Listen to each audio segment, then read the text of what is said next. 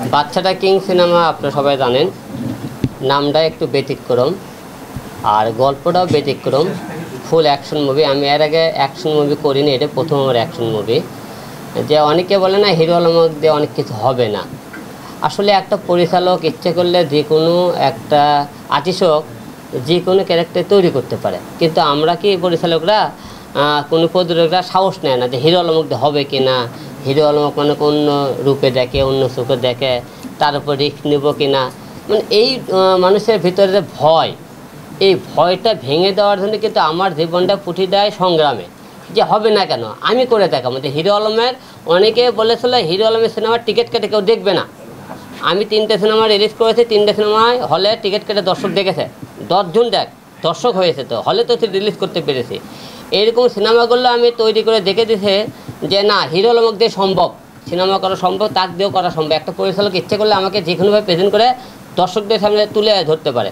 তা এই সিনেমাটা যেহেতু ব্যতিক্রম, আমি আশা রাখতেছি দর্শক একটা ব্যতিক্রম এই সিনেমাতে হিরো আলমকে দেখতে পাবে, আশা রাখতে।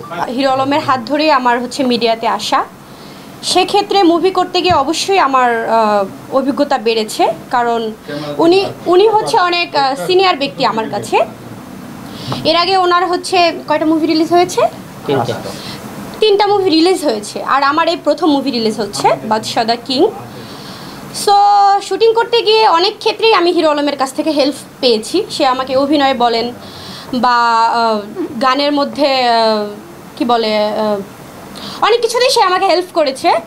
তো আমি আসলে তাকে ধন্যবাদ জানাচ্ছি। এই মুভিটিতে সে আমাকে অনেক সাপোর্ট করেছে এবং আমাকে অনেক সাহস দিয়েছে যে তোমার দ্বারা হবে, কারণ তুমি অভিনয় করো না, রিয়েলিটি দিয়ে কাজ করছো, সেক্ষেত্রে তুমি ভালো কিছু করবে। আর আমি খুব চেষ্টা করেছি, আমাদের ইভান মল্লিক পরিচালক, সে আমাকে তার যে গল্পের মতো করে সে আমাকে গড়ে তুলেছে এবং আমার বেস্ট দেওয়ার চেষ্টা করেছি বাদশা দ্য কিংয়ে। হ্যাঁ, দেশের বাইরে শ্যুট হয়েছে, দেশের বাইরে এবং বাংলাদেশের বিভিন্ন জায়গায় আমরা শ্যুট করেছি। কলকাতা, আসাম, সিকিম, এইসব জায়গায় আমরা শ্যুট করেছি। এই সিনেমার কোনো ডায়লগ নাই, আমরা ফুল সিনেমাটা ফুল অ্যাকশন মুভি। এমন অন্য সিনেমাতে আমাদের যেমন ডায়লগ থাকে, এই সিনেমাতে ডায়লগ নেই, আমরা ডায়লগের আগে অ্যাকশনে মনে করি ফুল অ্যাকশন। আগামী 11ই অক্টোবর আমার 4র্থ মুভি।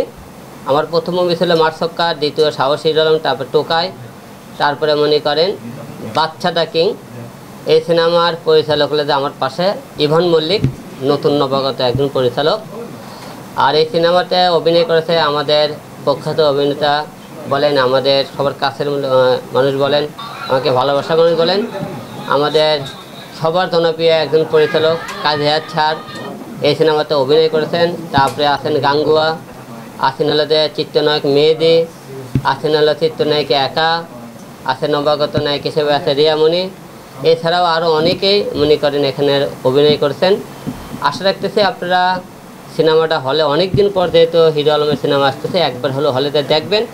সিনেমাটা যদি আপনাদের ভালো না লাগে আপনারা তারপরে বলবেন, কিন্তু হলে কেউ না দেয় আপনারা কেউ ট্রেলার দেখে কেউ বাজে মন্তব্য করবেন না, কারণ আপনারা বাজে মন্তব্য করলে হয় কি আমাদের মনটা ভেঙে যায়। আমরা যে করে সাহস করে কষ্টের টাকা দিয়ে সিনেমা বানাই, দেখেন আমার সিনেমাটা কিন্তু কোনো বড় কোনো প্রডিউসার আমার কাছে কোনো ব্যাকআপ দেয়নি, আমার নিজের কষ্টের টাকা তিল করে আমি সিনেমাটা বানাচ্ছি আপনাদের ভালোবাসি বলে। কারণ আপনাদেরকে এই চলচ্চিত্রকে ভালোবাসি বলে আজকে সিনেমার একের পর এক সিনেমা করতেছি আপনাদের ভালোবাসা নিয়ে। ঈদে রিলিজ হওয়ার মতো ছবি ছিল। এখন ওই যে আলমের সবসময় আমি বলি ওর একটা পাগলামি থাকে, ও মাঝে মাঝে কিছু কাজ করে ফেলে, কি জন্য করে আমি তা জানি না, কিন্তু ওর একটা পাগলামি আছে, এটা আপনারাও জানেন যে ও দুঃসাহসী মানুষ, কখন কি করে বসে এইটা আসলে বোঝা কঠিন। তো এইটা আমার কাছে মনে হয় যে ঈদের ছবি ছিল, এই ছবিটা ও আবার একটা দুঃসাহস নিয়ে এখন রিলিজ করছে। আমার পক্ষ থেকে সবসময় ওকে আমি স্নেহ করি ছোটো ভাইয়ের মতো, কোনো ভুল করলেও ওকে সাজেশন দিই যে এটা ভুল করছো তুমি, এবং এই ছবিটা আসলেই ভালো বানাইছি ইভান মল্লিক। হিরো আলম ভাই আসলে এই